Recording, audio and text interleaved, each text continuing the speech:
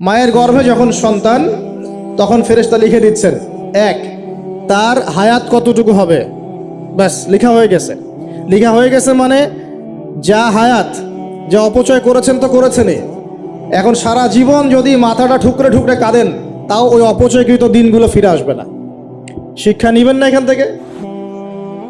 30 বছর চলে গেছে মানে 30 বছর আল্লাহর নাফরমানি করেছেন, সারা জীবন মাথা ঠুকরে কাঁদলেও ওই 30 বছর ফিরে আসবে না। আসবে যুবক ভাই? অতএব কি করা উচিত? ফিরে আসা উচিত নাকি এভাবেই চলতে থাকবে? লেখা হয়ে গেছে, বাড়বেও না কমবেও না। দুই, রিজিক কি কি পাবেন, আপনার রিজিক সব লেখা হয়ে গেছে। এখন আপনারা কি রিজিকটাকে হালাল পথে চাচ্ছেন না হারাম পথে? যদি হালাল পথে চান ওই অ্যামাউন্ট অফ রিজিকই পাবেন, যদি হারাম পথে চান ওই রিজিকই পাবেন, এর বাইরে যাবে না। রিজিক যাবে, যাহলে সবর করেন, আল্লাহ পাক হালাল পথেই রিজিক দিবে ইনশাআল্লাহ তাআলা। রিজিক বৃদ্ধির জন্য কিছু আমল আছে, তার মধ্যে শ্রেষ্ঠ আমল হচ্ছে নামাজ, এর সাথে চাশতের নামাজ পড়া। চাশত মানে সালাতুদ দুহা, এর আগে ইশরাকের নামাজ আছে। রিজিক বৃদ্ধির জন্য আত্মীয়তার সম্পর্ক বজায় রাখতে হয়, আত্মীয়তার সম্পর্ক বজায় রাখলে রিজিক প্রশস্ত হবে। বেশি বেশি যে আল্লাহ জিকির করে এবং কোরআন তেলাওয়াত করে তার রিজিক বাড়ে আলহামদুলিল্লাহ, এবং যে আল্লাহর রাস্তায় খরচ করে তার রিজিক বাড়ে ইনশাআল্লাহ। এই রিজিক বাড়ার কিছু পলিসি আছে। সবচেয়ে শ্রেষ্ঠটা হচ্ছে নামাজ, আল্লাহর জিকির তেলাওয়াত। এরপর আমলের মধ্যে আত্মীয়তার সম্পর্ক বজায় রাখা। নবীজি বলছেন কেউ যদি চায় যে তার রিজিকটা লম্বা হোক, হায়াতটা লম্বা হোক, সে যেন আত্মীয়তার সম্পর্ক বজায় রাখে। আত্মীয়তার সম্পর্ক এখন আস্তে আস্তে নষ্ট হয়ে যাচ্ছে না? খেয়াল করে দেখেন, আত্মীয়তার সম্পর্ক আপনি বজায় রাখবেন। মনে রাখবেন, আমি বারবার একটা কথা বলেছি আপনাদের ওয়াজ মাহফিলে, যে পৃথিবীতে যে কাজই করবেন আল্লাহর সন্তুষ্টির জন্য করবেন। আত্মীয়তার সম্পর্ক বজায় রাখবেন আল্লাহর সন্তুষ্টির জন্য, তাদের কাছে কিছু পাওয়ার আশায় না। যখনই আপনি কারো কাছে কিছু পাওয়ার আশা করবেন আপনি কষ্ট পাবেন। যখনই কারো কাছে কিছু পাওয়ার আশা করবেন আপনি কষ্ট পাবেন। কারো কাছে এত বেশি পাওয়ার আশা করবেন না। কার কাছে পাওয়ার আশা করবেন? আল্লাহর কাছে, যে আমি এই কাজটা করছি আল্লাহ আমাকে পুরস্কার দিবে ইনশাআল্লাহ। আমি আত্মীয়তার সম্পর্ক বজায় রাখছি কেন? আল্লাহর কাছে রিজিকে বরকতের আশায়, আল্লাহর সন্তুষ্টির জন্য। মনে রাখবেন প্রিয় ভাইয়েরা, আমল কবুল হওয়ার শর্ত মোটামুটি 3টা। কয়টা? 1 নাম্বার, আমলগুলো হতে হবে আল্লাহর সন্তুষ্টির জন্য, 1। 2 নাম্বার, আমলটা হতে হবে রাসূলুল্লাহ সাল্লাল্লাহু আলাইহি ওয়াসাল্লামের পদ্ধতিতে, অন্য কারো পদ্ধতিতে নয়। 3 নাম্বার, আমলটা করার জন্যে আপনার রিজিকটা হতে হবে হালাল। হারাম রিজিকের আমল আল্লাহর কাছে কবুল হয় না। আল্লাহ পাক আমাদের সবাইকে হালাল রিজিকের ব্যবস্থা করে দিন এবং রিজিকটাকে প্রশস্ত করুন, আমিন। তো রিজিক লেখা হয়ে গেছে। 2। 3 নাম্বার, লেখা হয়ে গেছে এ ব্যক্তি কি কি কাজ করবে দুনিয়ায়, এ ব্যক্তি দুনিয়ায় কি কি কাজ করবে সব লেখা হয়ে গেছে। এখন যদি একটা চোর বলে যে আল্লাহ পাক আমার তাকদিরে লিখেছিলেন যে আমি চুরি করব, তাই আমি চুরি করেছি। এখন যদি একজন ধর্ষক বলে আল্লাহ আমার তাকদিরে লিখেছিল যে আমি ধর্ষণ করব, তাই ধর্ষণ করেছে। এখন যদি যারা এই জনগণের কিছু সম্পদ আত্মসাৎ করে খেয়ে ফেলছে তারা যদি বলে আল্লাহ তাকদিরে লিখছিলেন জন্যই দুর্নীতি করেছি, তাহলে কথাটা কি হবে? গ্রহণযোগ্য হবে? এখন যদি দলিল দেয় তাকদিরে তো লেখা ছিল। এই আকীদাটার নাম হচ্ছে জাবারিয়া আকীদা। কি আকীদা? জাবারিয়া। এমন একজন ব্যক্তি উমর রাদিয়াল্লাহু আনহুর দরবারে এসেছিল, চোর চুরি করেছে, ধরা পড়েছে। উমর রাদিয়াল্লাহু আনহু বলেছেন হাত কেটে ফেলো।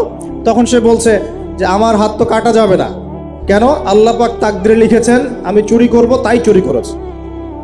তো উমর রাদিয়াল্লাহু আনহুর সামনে এই কথাটা বলেছে। আর উমর রাদিয়াল্লাহু আনহু কি বিচক্ষণ মানুষ ছিলেন না বোকাশোকা ছিলেন? বলেন, তার মতো শাসক পাওয়া যাবে? তার মতো আরো একজন শাসক আসবে ইনশাআল্লাহ পৃথিবীতে। তার নাম কি? নবী ঈসা আলাইহিস সালাম ইনশাআল্লাহ তাআলা। এবং তার আগে আরো একজন ইমাম আসবেন। তার নাম কি? তার নাম হচ্ছে মুহাম্মদ। কি নাম? তার নাম মুহাম্মদ, তার উপাধি হচ্ছে মাহদি। কখন আসবেন? যখন পৃথিবীতে যুদ্ধ বিগ্রহ ছড়িয়ে পড়বে, ব্যাপক আকারে মালহামা চলবে, তখন আসবেন। কাদের পক্ষে আসবেন? মুসলিমদের পক্ষে। কি উদ্দেশ্যে আসবেন? সারা বিশ্বে জুলুম তুলে ফেলার জন্য। এবং আরেকটা কি উদ্দেশ্য? ওই জেরুজালেম উদ্ধার করার জন্য। কোন জেরুজালেম? যেটা এখন ইহুদিরা দখল করে আছে। চারপাশে আরবরা, মাঝখানে ও কেমন করে দখল করে আছে? আরবদেরকে হাতের মুঠোয় নিয়ে নিয়েছে। এই কারণে মুনাফিকদের উপর টিকে আছে সে। এবং তার পশ্চিমা মিত্রদের উপর টিকে আছে। ঈসা আলাইহিস সালাম কেন আসবেন? এই জায়গাটা পুনরুদ্ধার করার জন্য। ঈসা আলাইহিস সালাম কি পরাজিত হবেন না বিজয়ী হবেন? কত বছর বিশ্ব শাসন করবেন? 40 বছর। এগুলো হবে বিশ্বে, এগুলো হওয়া এখনো বাকি আছে। আরও কি হবে? মুসলিমরা কনস্ট্যান্টিনোপল আবার জয় করবে। এই কনস্ট্যান্টিনোপলের মধ্যে ফিতনা দেখা দিবে অচিরেই, মুসলিমরা ওইটা আবার দখল করবে ইনশাআল্লাহ তাআলা। আরও কি হবে? বললাম ভূমিকম্পের বছরগুলো আসবে সামনে, এবং মুতায়নুন শাদীদ, মহামারীও আসবে। আরও কি? বড় বড় 3টা ভূমিকম্প বাকি আছে এখনো। আগে বলেছি লেকচারে, একটা পৃথিবীর পূর্বে, একটা পশ্চিমে, একটা মাঝখানে। এগুলো এখনো বাকি আছে। বিশ্বে অনেক কিছু হওয়া এখনো বাকি আছে। এখন যা দেখছি এগুলোই সব না, এগুলো চলে যাবে। সময় কি হবে? চলে যাবে। আরও নতুন সময় আসবে ইনশাআল্লাহ তাআলা।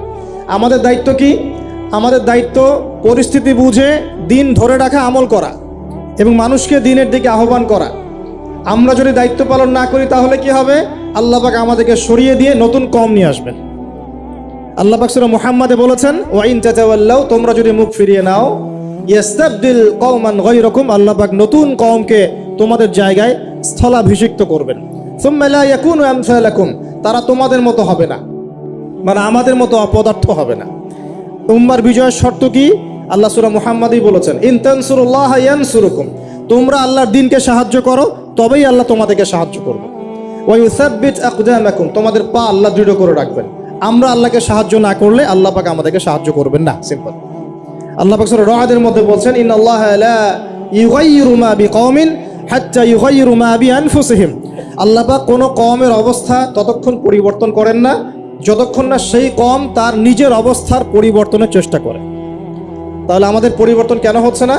কারণ আমরা নামাজ ছেড়ে দিয়েছি। 90% মুসলিমের দেশে কত পার্সেন্ট নামাজ পড়ে চিন্তা করে দেখবেন। আমরা কোরআন ছেড়ে দিয়েছি।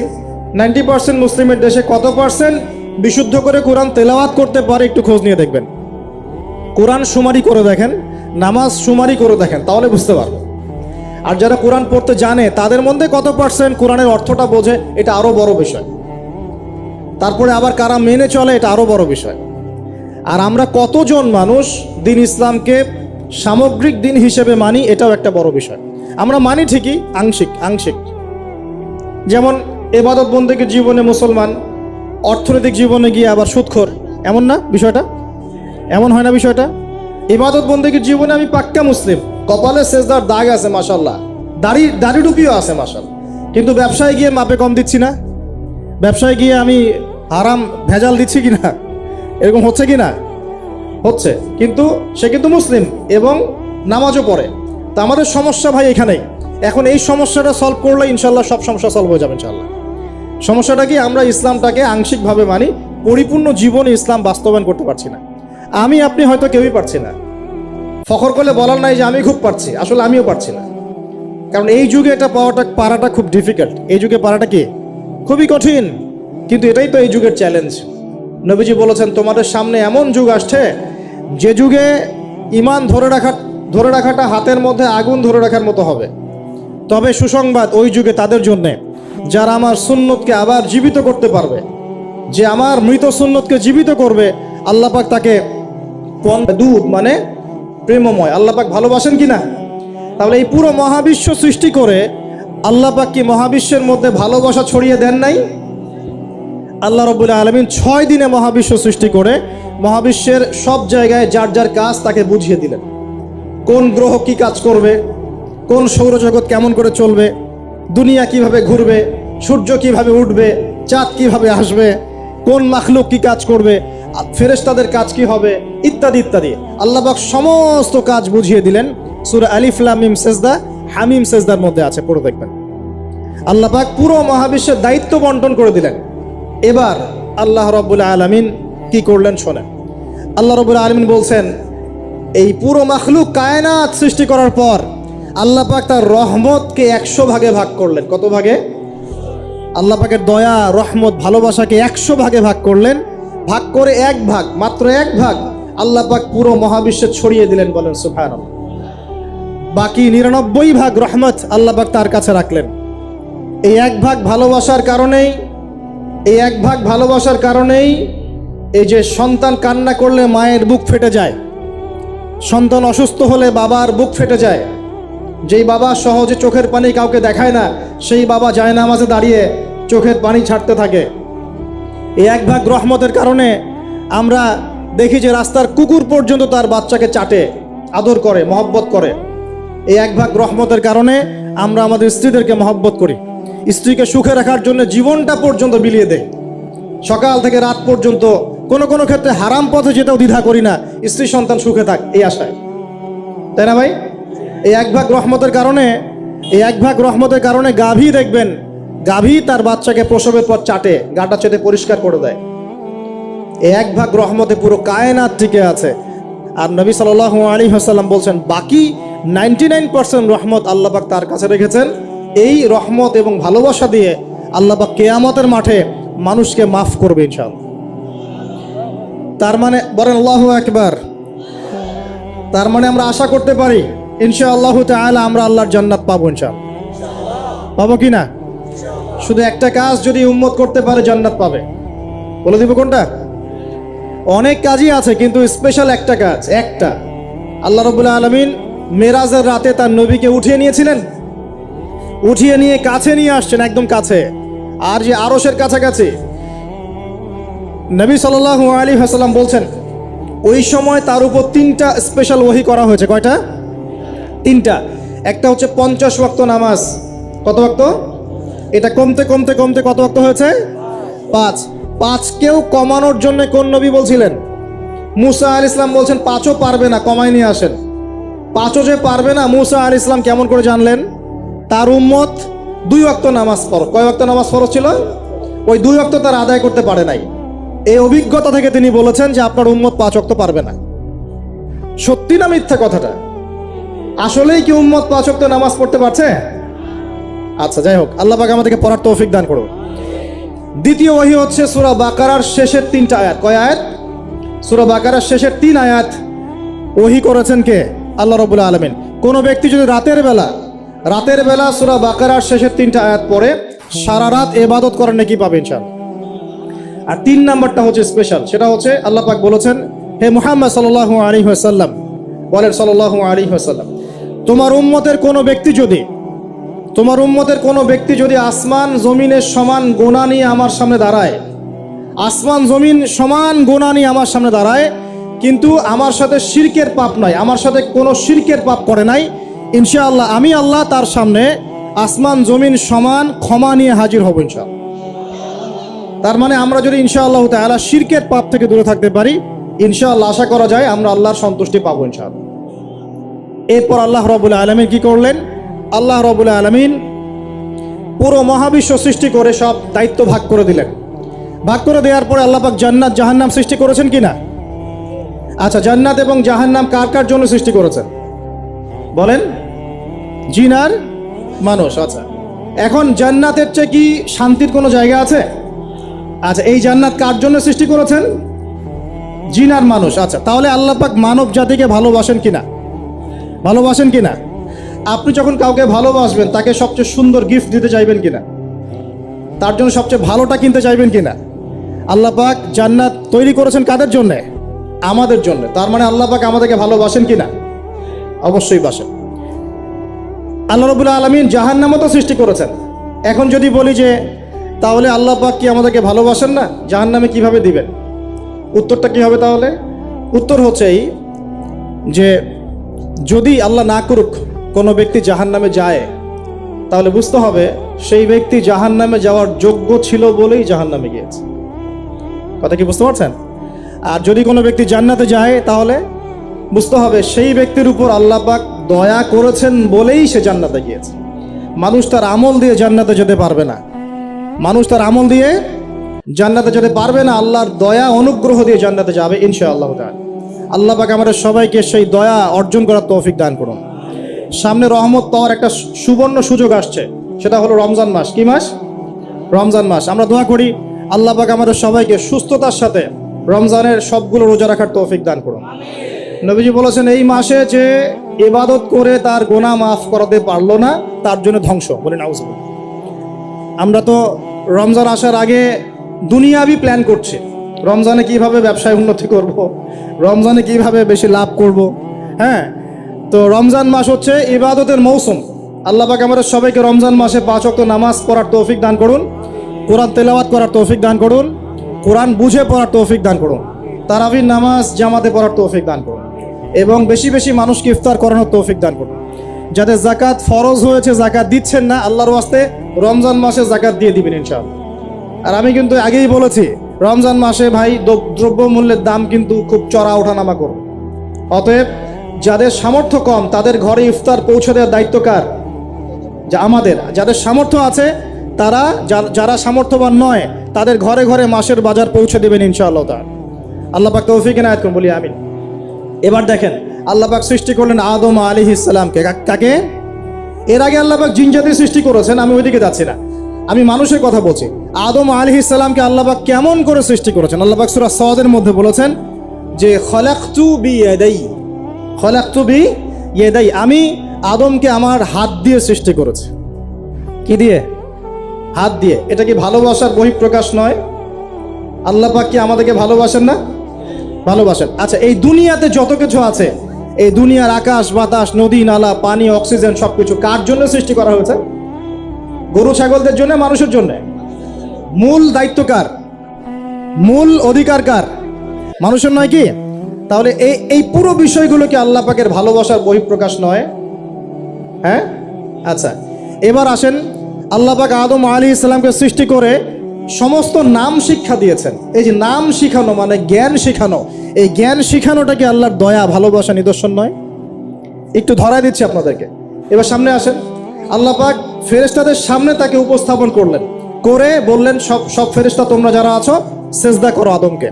এই যে আমাদের পিতাকে সম্মানিত করা হচ্ছে, এটা কি ভালোবাসার বহিঃপ্রকাশ নয়? এবার আমাদের পিতাকে সম্মানিত করা হলো, ইবলিস সেজদা করলো না, সে কিয়াস করলো, বাতিল কিয়াস যুক্তি দিল আমি তার চেয়ে শ্রেষ্ঠ ইত্যাদি। আল্লাহ পাক ইবলিসকে অভিশপ্ত করলেন, আমাদের পিতা তাকে জান্নাতে রাখলেন। এই যে জান্নাতে রাখলেন, এটা কি আল্লাহ পাকের ভালোবাসা নয়? এবার আল্লাহ পাক আদম আলাইহিস সালামের পাঁজর থেকে সৃষ্টি করলেন তার স্ত্রী হাওয়া আলাইহিস সালামকে। ওই যে শুরুতে বলেছি, স্রষ্টা একা থাকতে পারলেও সৃষ্টি কি পারবে? এই জন্য আদম আলাইহিস সালামের পাঁজর থেকে তার স্ত্রীকে সৃষ্টি করা হয়েছে, উভয়ের মাঝখানে ভালোবাসা দিয়ে দেওয়া হয়েছে। বলেন সুবহানাল্লাহ। এই জেনা ভালোবাসা নিদর্শন নয়, বিয়ে শাদী হচ্ছে ভালোবাসার নিদর্শন। আল্লাহ পাক বলেছেন সূরা রুমের মধ্যে, ওয়াজআলা বাইনাহুমা মাওয়াজ্জাতা ওয়া রাহমা, আমি আল্লাহ স্বামী স্ত্রীর মধ্যে ভালোবাসা এবং হৃদ্যতা সৃষ্টি করে দিয়েছি। বলেন সুবহানাল্লাহ। তার মানে এই হারাম সম্পর্ক যেটা দেখছেন, এটা হলো একটা জেনার পথ। আর যখন আমরা হালালভাবে বিয়ে শাদী করবেন, আপনারা করবেন, তখন দেখবেন আল্লাহ পাকের পক্ষ থেকে ভালোবাসা সৃষ্টি হয়ে যাবে ইনশাআল্লাহ তাআলা। অতএব ওয়াদা করতে পারি তো আল্লাহর কাছে, নিজের চরিত্রকে পবিত্র রাখবো ইনশাআল্লাহ, হারাম কোনো সম্পর্কে যাব না ইনশাআল্লাহ, কোনো সহি প্রেমেও যাব না ইনশাআল্লাহ। এটা সহি প্রেম আবার কি জিনিস? দিনী ভাই দিনী বোনের মধ্যে এখন প্রেম চলে, এগুলো হয় না মাঝে মাঝে? এগুলোও বন্ধ, এগুলো বন্ধ করতে হবে। হালাল উপার্জনের সোর্স হয়ে গেলেই, হালাল উপার্জনের সোর্স হয়ে গেলেই দিনদার মেয়ে দেখে বিয়ে করে ফেলবেন ইনশাআল্লাহ তাআলা। অন্য কোনো পথে যাবেন না, কোনো হারাম পথে যাবেন না। ওয়াদা করেন ইনশাআল্লাহ? রাজি আছেন তো ইনশাআল্লাহ? আল্লাহ কবুল করুন, আমিন। আর বিয়ের সময় অবশ্যই দিনদারিতা দেখবেন, অন্য কিছু না। অন্য কিছু পরে, দিনদারিতা আগে। দিনদারিতা আছে, নামাজ পড়ে, পর্দা করে, মাশাআল্লাহ সব দিক ঠিক আছে, তারপরে দেখবেন আপনি অন্য কিছু, তার আগে নয়। কথা ঠিক আছে? একইভাবে মেয়েদের ক্ষেত্রেও, যে আগে দেখবেন না ছেলে কত বড় চাকরি করে, ছেলের কত বড় বাড়ি আছে, গাড়ি আছে, এটা পরে। আগে দেখবেন ছেলে নামাজি কিনা, সুন্নত আছে কিনা, ইসলামের জন্য তার সফট কর্নার আছে কিনা, ইসলাম প্র্যাকটিস করে কিনা, এগুলো আগে দেখবেন। এগুলো না দেখলে কি হবে জানেন? বিয়ের 1 বছর 2 বছর পরেই বুঝতে পারবেন দুনিয়াটা জাহান্নাম হয়ে গেছে। নাউজুবিল্লাহ। দুনিয়াতেই তখন জাহান্নামের আযাবের স্বাদ ভোগ করতে হবে। নাউজুবিল্লাহ। আল্লাহ পাক আমাদেরকে হেফাজত করুন, আমিন। তো এই যে আল্লাহ পাক আদম আলাইহিস সালামের পাঁজর থেকে সৃষ্টি করলেন কাকে, এবং ভালোবাসা দিয়ে দিলেন উভয়ের মাঝখানে, এটা কি আল্লাহ পাকের দয়া নয়? আল্লাহ পাক ভালোবাসেন না? এবার দেখেন, গাছের কাছে যেতে নিষেধ করলেন। আমি কিন্তু শর্ট করে বলছি, গাছের কাছে যেতে নিষেধ করলেন, তোমরা জান্নাতে থাকো, খাও, যা ইচ্ছা করো, কিন্তু ওয়ালা তাকরাবা হাদিহিশ শাজারা, এই গাছের কাছেও যাবে না। একটা পরীক্ষা, জাস্ট একটা পরীক্ষা। এখানে কিন্তু বলা হচ্ছে গাছের কাছেও যাবে না, বলা হচ্ছে না যে গাছের ফল খাবে না। ঠিক যেমন আল্লাহ বলেছেন তোমরা জেনার কাছেও যাবে না। আল্লাহ পাক কিন্তু বলেন নাই জেনা করবে না, আল্লাহ পাক বলেছেন তোমরা জেনার কাছেও যাবে না। তো এখান থেকে আমরা এই হুকুমটার কঠোরতা বুঝতে পারি। তো প্রিয় ভাইরা, এখানে আমাদের পিতামাতা শয়তানের প্রলোভনে পড়ে গেলেন। কেন পড়লেন? শয়তান ওয়াসওয়াসা দিল যে আমি কি তোমাদেরকে এমন গাছের কথা বলে দিব যে গাছের কাছে গেলে বা যার ফল খেলে তোমরা চিরস্থায়ী জীবন পাবে এবং তোমরা ফেরেশতা হয়ে যাবে, এরকম কথা বলবো, এবং তোমরা কোনোদিন মরবে না। হাল আদুল্লুকা আলা শাজারাতিল খুলদি ওয়া মুলকিন লা ইয়াবলা, এই দুটো ওয়াসওয়াসা, চিরস্থায়িত্বের ওয়াসওয়াসা এবং অমরত্বের ওয়াসওয়াসা দিয়ে আমাদের পিতামাতাকে নিয়ে গেল। এখন আমাদের পিতামাতা কি ফল খেয়েছিলেন কি খান নাই? আচ্ছা, এখন আল্লাহ পাকের দৃষ্টিতে অন্যায় হয়েছে কিনা? এরপরে আমাদের পিতামাতা কি করলেন? বললেন রব্বানা যালামনা আনফুসানা ওয়া ইল্লাম তাগফির লানা ওয়া তারহামনা লানাকুনান্না মিনাল খাসিরিন।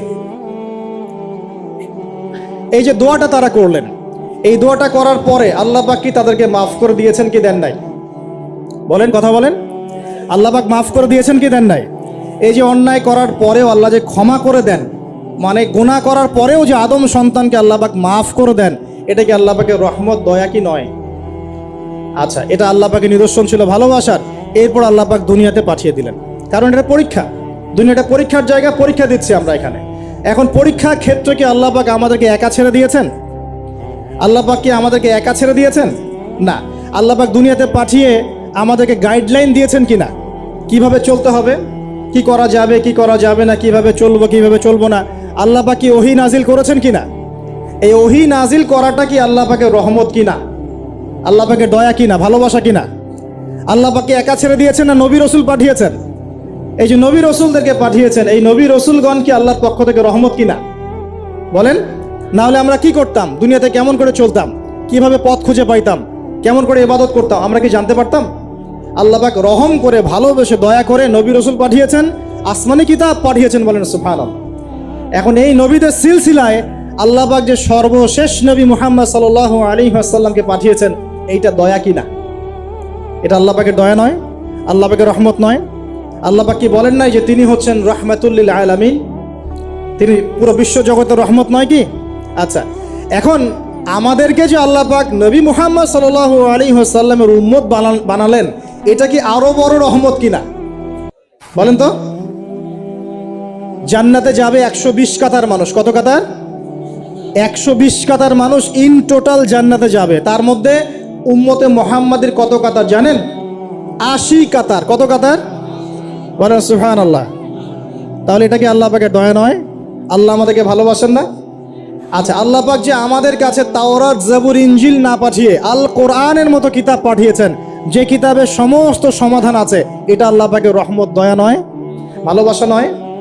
আচ্ছা, এখন আল্লাহ পাক দুনিয়াতে চলার জন্য আমাদেরকে জীবন দিয়েছেন, হায়াত দিয়েছেন, সুস্থতা দিয়েছেন, পরিবার দিয়েছেন, আমাদের ব্যবসা বাণিজ্য দিয়েছেন, আমাদের স্ত্রী সন্তান দিয়েছেন, আমাদেরকে চলাফেরা করার ক্ষমতা দিয়েছেন।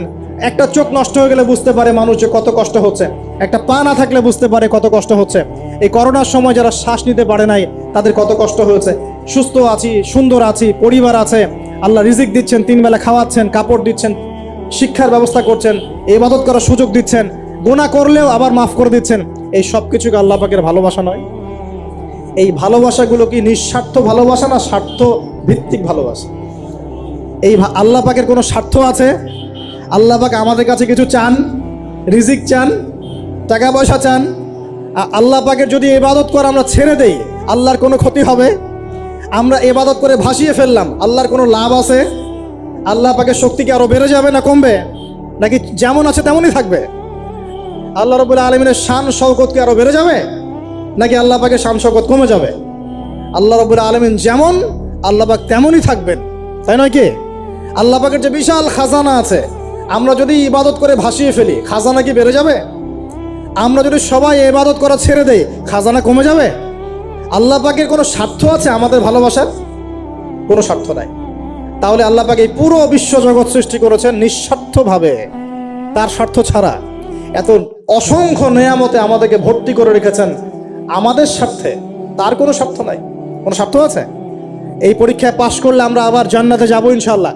ওই জান্নাতে যাওয়ার পরে কি আমাদের স্বার্থ থাকবে না আল্লাহ পাকের স্বার্থ থাকবে? সুবহানাল্লাহ। এই এতটুকু যদি বুঝতে পারি, আল্লাহ পাক একমাত্র সত্তা, যিনি আমাদেরকে প্রকৃত অর্থে ভালোবাসেন। বাকি যত কিছু আছে আমাদের চারপাশে, এই ভালোবাসাগুলোর পিছনে একটা একটা স্বার্থ থাকে। কথা বুঝতে পারছেন না মনে হয়? সন্তানকে অনেক ভালোবাসেন, বুঝলাম, পিতামাতা, কিন্তু এই সন্তান যদি আপনার মনের মতো করে না চলে, একসময় কিন্তু আপনিও সন্তানের উপর রুষ্ট হবেন না?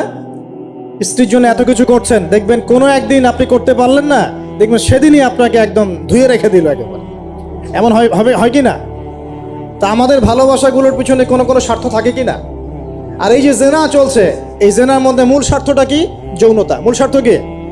ছেলেও চায় মেয়েকে ভোগ করতে, মেয়েও চায় ছেলেকে ভোগ করতে, এবং বলে না না এটা পবিত্র ভালোবাসা, আমরা বিয়ে করার জন্যই জেনা করেছি, নাউজুবিল্লাহ। তাই না? বলে না, আমরা তো বিয়ে করব, সমস্যা কি? তো ফ্রি মিক্সিং করলে কি সমস্যা? তাহলে বিয়ে যদি করবা তাহলে মেলামেশা বিয়ের পরেই করো, ব্যাস, নিঃস্বার্থ প্রমাণ হবে। বিয়ে যদি করার উদ্দেশ্য থাকে তাহলে বিয়ের আগে আর দেখা সাক্ষাৎ করো না, কথাবার্তা বলো না, একবার বিয়ে করো তারপরে করো, তখন দেখবেন না না এটাতে রাজি না, তার মানে স্বার্থ এখানে আছে। তাহলে নিঃস্বার্থভাবে কে আমাদেরকে ভালোবাসে? অতএব প্রিয় ভাইয়েরা এবং বোনেরা যারা শুনছেন লেকচার, নিঃস্বার্থভাবে যে সত্তা আমাদেরকে ভালোবাসেন, সেই সত্তাকে ভালোবাসতে শিখুন। আল্লাহ পাক তৌফিক দান করুন। এখন আল্লাহ পাক আমাদেরকে কিছু কিছু ক্ষেত্রে ভালোবাসতে বলেছেন, যেমন আল্লাহ পাক তার দ্বীনকে ভালোবাসতে বলেছেন, আল্লাহ পাক তার নবীকে ভালোবাসতে বলেছেন, আল্লাহ পাক আমাদের পিতামাতাকে ভালোবাসতে বলেছেন, আল্লাহ পাক আত্মীয়তার সম্পর্ক রক্ষা করতে বলেছেন, আল্লাহ পাক রক্তের সম্পর্ক বজায় রাখতে বলেছেন, আল্লাহ পাক স্ত্রী সন্তানকেও ভালোবাসতে বলেছেন। আল্লাহ পাক কিন্তু তার রাস্তায় জানমাল ব্যয় করে আল্লাহর পথে দাওয়াত এবং জিহাদ করতে বলেছেন। এখন এগুলো আল্লাহ বলেছেন বলে আমরা করব, আল্লাহ পাক ভালোবাসতে বলেছেন বলে আমি ভালোবাসবো, কিন্তু উদ্দেশ্য হবে আল্লাহর সন্তুষ্টি অর্জন করা। আমি কেন আমার মাকে ভালোবাসি? বিকজ আমার মায়ের পায়ের নিচে আমার জান্নাত, আল্লাহ ভালোবাসতে বলেছেন তাই বাসি। আমি কেন বাবাকে ভালোবাসি? আল্লাহ ভালোবাসতে বলেছেন তাই ভালোবাসি। আমি কেন আমার স্ত্রীকে ভালোবাসবো? কারণ আল্লাহ পাক ভালোবাসতে বলেছেন তাই বাসবো। আমি কেন আমার সন্তানকে ভালোবাসবো? আল্লাহ পাক বলেছেন নেককার সন্তান আমার জন্য ওসিলা হবে, এই জন্য ভালোবাসবো। আল্লাহ পাক আমাকে বলেছেন নবীকে ভালোবাসতে, আমি নবীকে ভালোবাসবো। আল্লাহ পাক যে বিষয়গুলোকে ভালোবাসতে বলেছেন আমরা অবশ্যই ভালোবাসবো ইনশাআল্লাহ। কিন্তু আল্লাহ পাক কি আমাকে হারাম এই 14ই ফেব্রুয়ারির এই ভ্যালেন্টাইন্স ডেকে ভালোবাসতে বলেছেন? আল্লাহ পাক ইহুদি খ্রিস্টানদের সংস্কৃতিকে ভালোবাসতে বলেছেন? আল্লাহ পাক জেনা করতে বলেছেন? এই ফ্রি মিক্সিং করতে বলেছেন? আল্লাহ পাক পতিতালয়ে রাত কাটাতে বলেছে? গার্লফ্রেন্ডকে ফুল দিতে বলেছে? আল্লাহ রাব্বুল আলামিন কি বলেছে বিয়ের আগে শারীরিক সম্পর্ক করো? আল্লাহ পাক বলেছে যে আজকে সকালে সম্পর্ক করো, কালকে ব্রেকআপ, তারপর আরেকটা মেয়ের সাথে, তারপর আরেকটা ছেলের সাথে? আল্লাহ পাক ফোনে ফোনে এসব প্রেম করতে বলেছে? আল্লাহ পাক এগুলো হারাম করেছেন, বাস আমি করবো না, সিম্পল। নিজের প্রবৃত্তি অনেক কিছু চাইবে, নিজের প্রবৃত্তিকে আল্লাহর সামনে আত্মসমর্পণ করার নাম হচ্ছে ইসলাম। মন যা চায় তা করা যাবে না, কেন? কারণ আমি কারাগারের জীবনে বসে আছি, কারাগারের মধ্যে মন যা চায় তাই করা যাবে না। এই কাজগুলো কখন করব? আমি বিয়ে শাদী করার পরে করব। বিয়ে শাদী করবেন, আপনি স্ত্রীকে নিয়ে ঘোরেন, স্ত্রীকে নিয়ে আল্লাহর সৃষ্টি দেখেন, স্ত্রীকে নিয়ে আপনি বাইকে ঘোরেন, রিক্সায় ঘোরেন, চটপটি খান, ফুচকা খান, আইসক্রিম খান, কোনো সমস্যা নাই। এবার তো যুবকরা বলবো যে ভাই বিয়ে শাদী তো দেয় না, কি করব? আমি পরামর্শ দিচ্ছি বড় ভাই হিসেবে, প্রথমে হালাল রিজিকের সোর্স করতে হবে। রিজিকের সোর্স না করে বিয়ে করা যাবে না, আত্মসম্মান থাকবে না। তাহলে পুরুষ মানুষের আত্মসম্মান কখন চলে যায়? যখন হাত পাততে হয় তখন। যখন আপনি রিজিকের সোর্স তৈরি করেছেন, আপনি স্বাবলম্বী, আপনি মাশাআল্লাহ মাসে 10, 20, 30 হাজার টাকা আর্ন করেন, বা 1 লাখ 2 লাখ টাকা আর্ন করেন, আলহামদুলিল্লাহ, কারো কাছে হাত পাততে হয় না, সবাই দেখবেন আপনাকে সম্মান দিবে। যখন আপনার অন্যের কাছে হাত পাততে হবে তখন দেখবেন স্ত্রীও সম্মান করছে না। তো এই জন্য ডিগনিটি আগে, ডিগনিটি ফার্স্ট। আপনার ডিগনিটি অর্জন করতে হলে একটা হালাল উপার্জনের সোর্স লাগবে, এক। তারপরে পিতামাতাকে বোঝানোর চেষ্টা করবেন। যদি কাউকে পছন্দ করেও থাকেন না দেখেই বা শুনে যে হ্যাঁ ওখানে একজন দিনদার মেয়ে ইত্যাদি, তাহলে পারিবারিকভাবে বিয়ের প্রস্তাব পাঠাবেন, নিজে পণ্ডিতি করতে যাবেন না, পারিবারিকভাবে পাঠাবেন।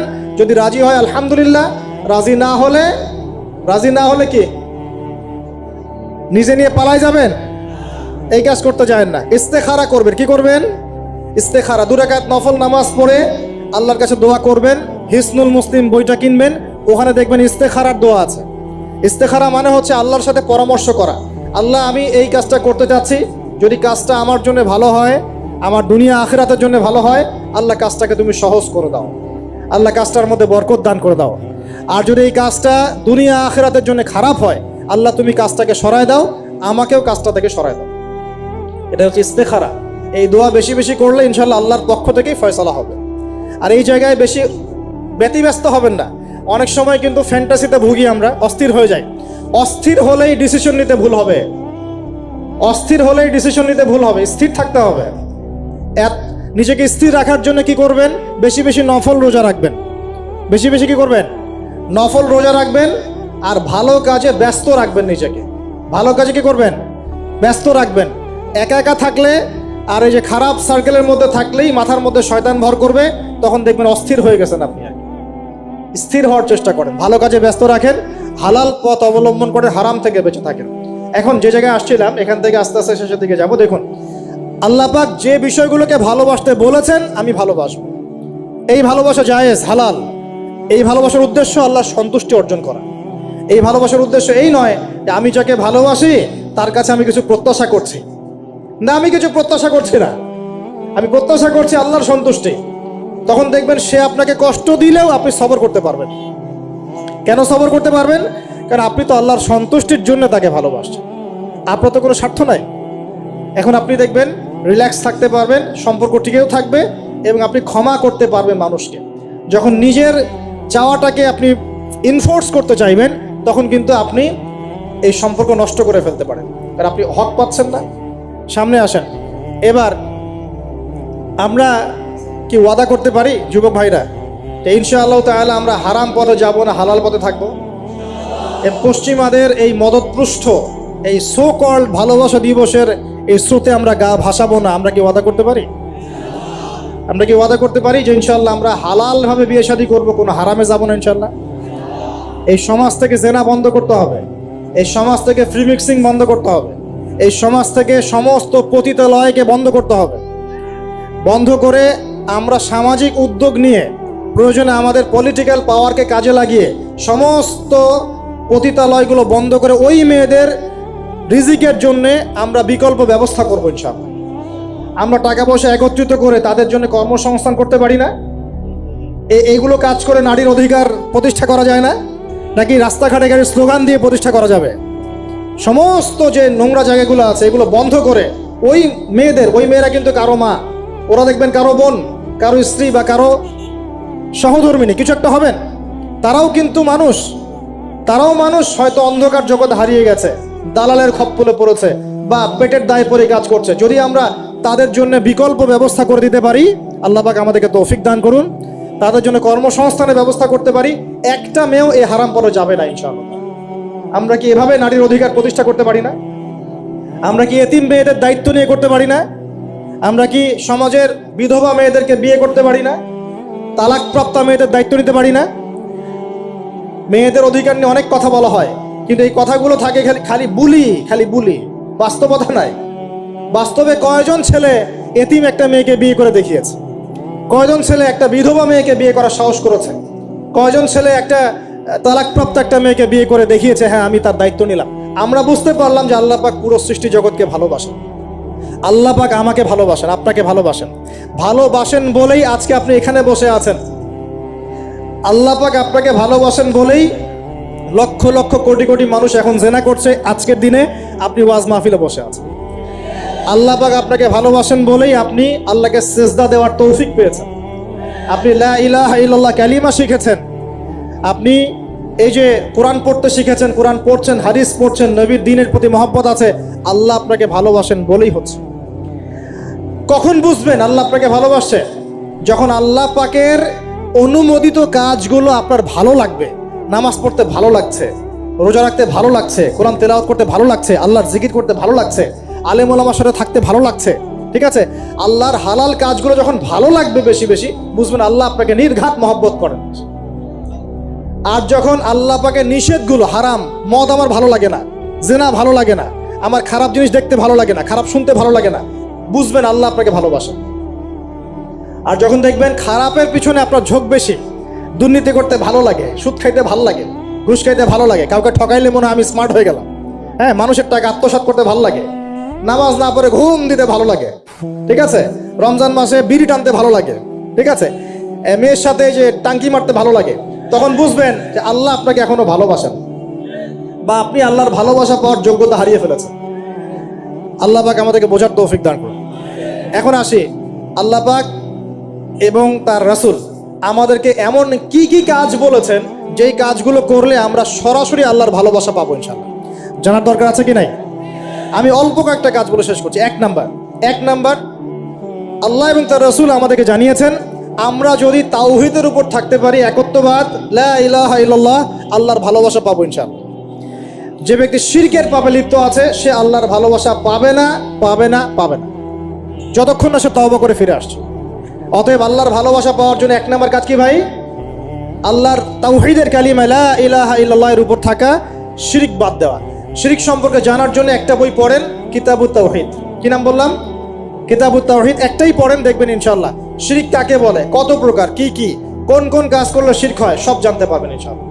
এই বইটা একটু কঠিন, এই বইটার ব্যাখ্যা বের হয়েছে, ব্যাখ্যা যুক্ত বই কিনবেন এবং যেগুলো বুঝবেন না ওলামায়ে কেরামকে জিজ্ঞাসা করবেন, কারণ সবগুলো কিন্তু বুঝতে পারবেন।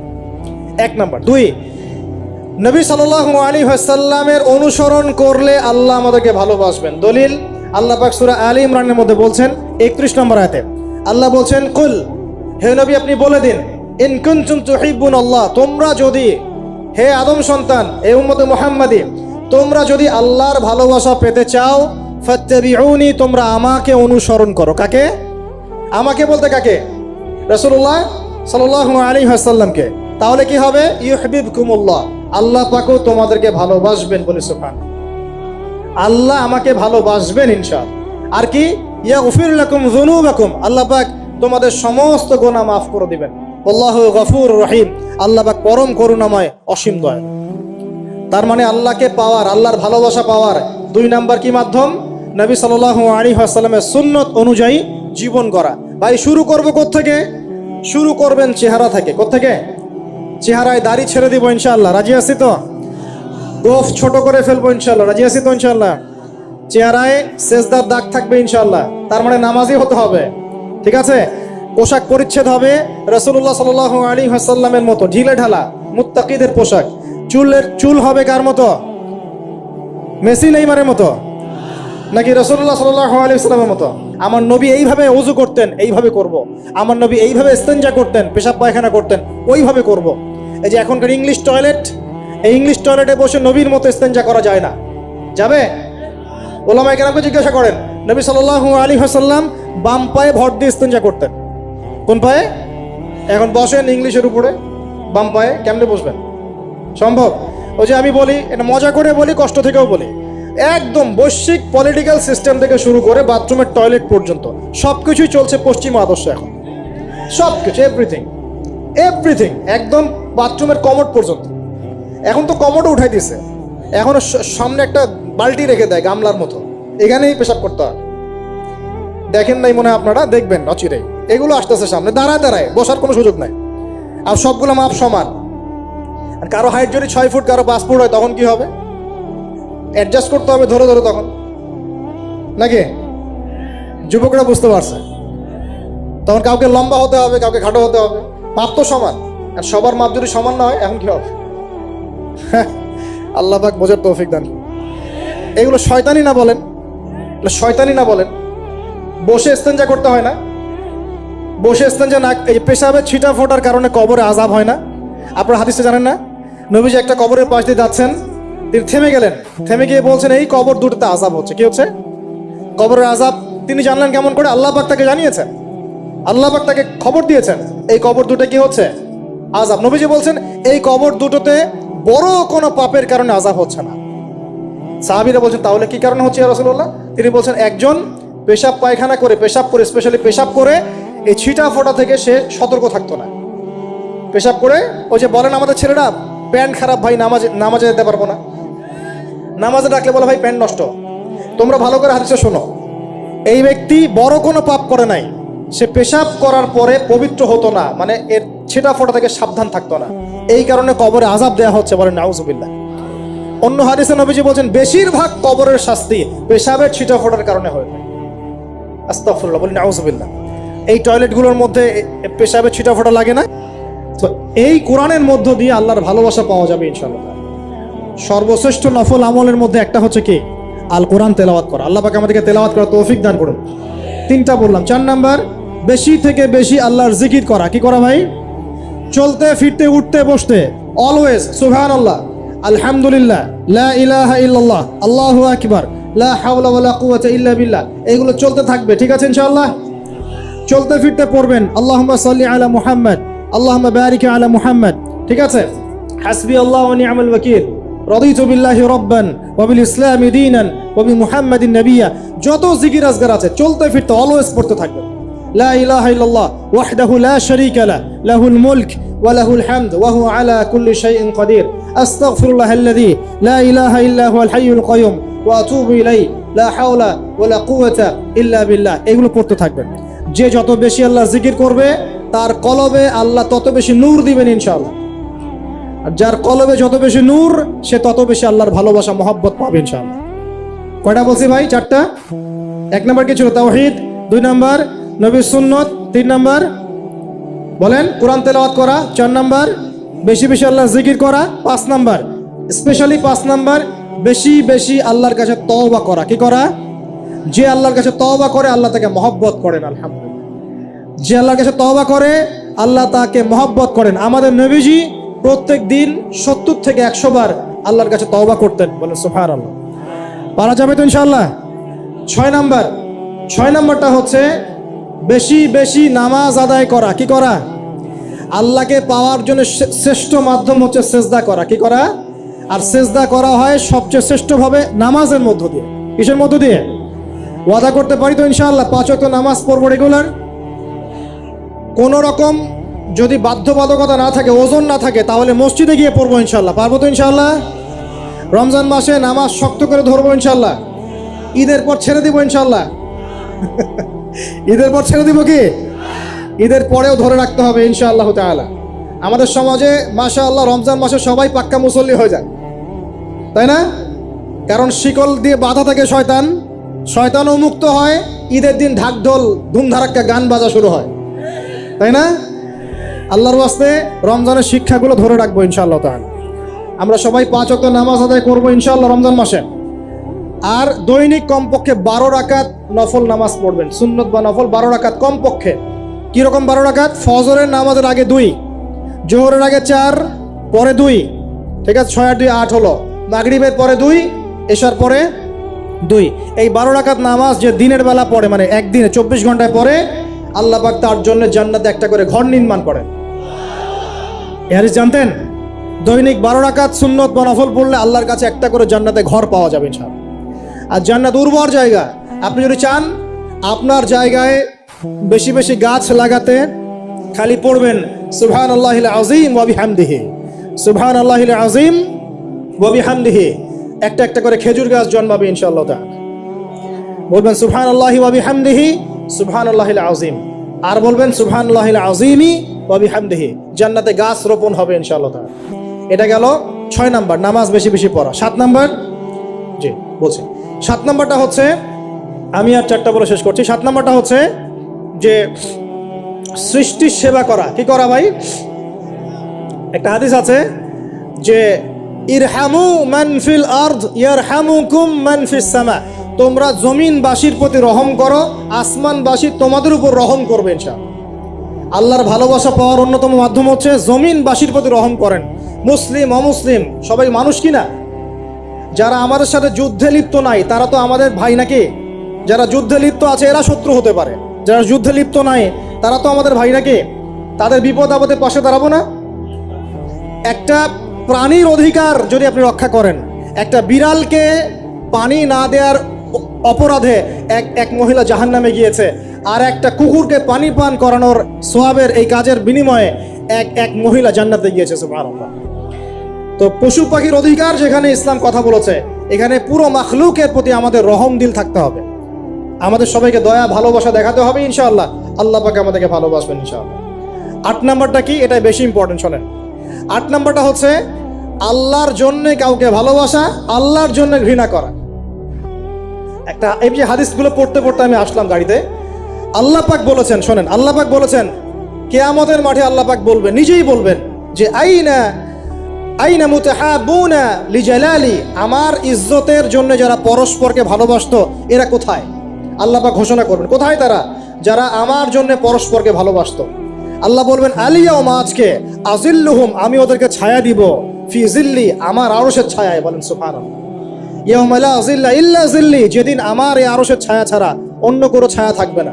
মানে কিয়ামতের মাঠে আল্লাহর আরশের ছায়া ছায়া পাবে কারা? যারা পরস্পরকে আল্লাহর জন্য ভালোবাসতো। আলহামদুলিল্লাহ, এই যে আমরা এখানে আছি, আমরা কি একে অপরকে আল্লাহর জন্য ভালোবাসি না?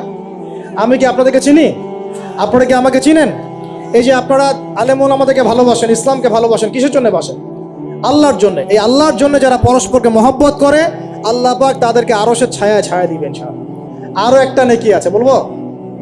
শোনেন, আরেকটা হাদিসে আসছে কিয়ামতের মাঠে স্পেশাল কিছু মিম্বর থাকবে। মিম্বর চিনেন? যেখানে দাঁড়ায় ইমাম সাহেব খতিব খুতবা দেয়, এরকম মিম্বর থাকবে। এই মিম্বরগুলো হবে নূরের মিম্বর। কিসের?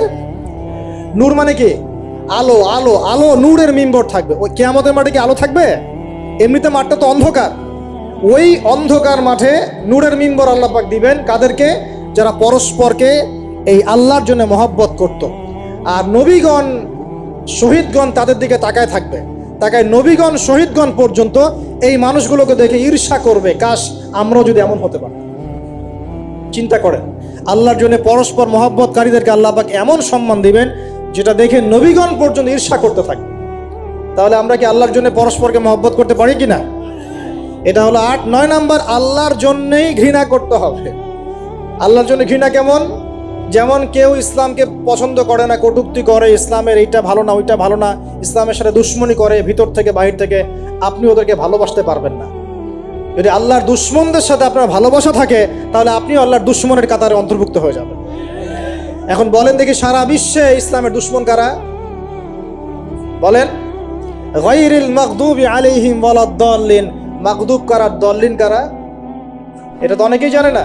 সাহাবীরা বলছেন, ইয়া রাসূলুল্লাহ, এখানে যে আমরা বলছি গায়রিল মাগদুবি আলাইহিম ওয়ালাদ-দাল্লিন, আল্লাহ আমাদেরকে মাগদুবদের থেকে বাঁচাও, দল্লিনদের থেকে বাঁচাও।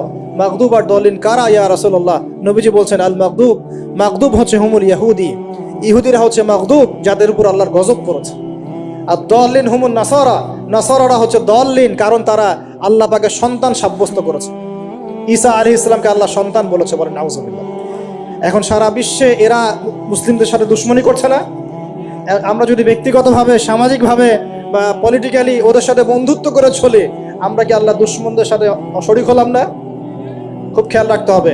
আল্লাহর জন্য ভালোবাসা, আল্লাহর জন্য দুশ্মনী। আল্লাহ পাক আমাদেরকে বোঝার তৌফিক দান করুন। এবং সবশেষ যেটা 10 নাম্বার, সেটা হলো আল্লাহওয়ালা মানুষ যারা, সেই মানুষদের সাথে মহব্বত রাখলে আল্লাহ আপনাকে ভালোবাসবে। আল্লাহওয়ালা মানুষদের সাথে মহব্বত রাখতে চান, নাকি আপনার এই জেনাকারী গার্লফ্রেন্ডের সাথে আপনি মহব্বত রাখতে চান?